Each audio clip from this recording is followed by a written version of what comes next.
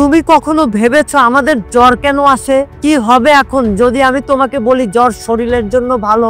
দেখো, যখন আমাদের শরীরে খারাপ ব্যাকটেরিয়া বা ভাইরাস ঢুকে যায়, যেটা আমাদের শরীরের অনেক ক্ষতি করতে পারে, আর ওই সময় আমাদের শরীর ওই ভাইরাস ও ব্যাকটেরিয়ার বিরুদ্ধে ইমিউনিটি সেলসকে অ্যাক্টিভ করে দেয়। আর এই ইমিউনিটি সেলস এক পাইরোজেন্স নামের কেমিক্যাল রিলিজ করে।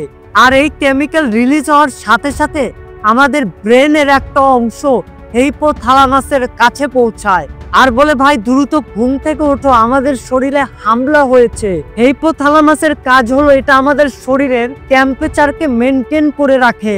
আর এটা যখনই জেনে যায় যে শরীরে শত্রুদের আক্রমণ হয়েছে, সে সাথে সাথে শরীরের টেম্পারেচারকে বাড়িয়ে দেয়। আর এটাকেই আমরা জ্বর বলে থাকি।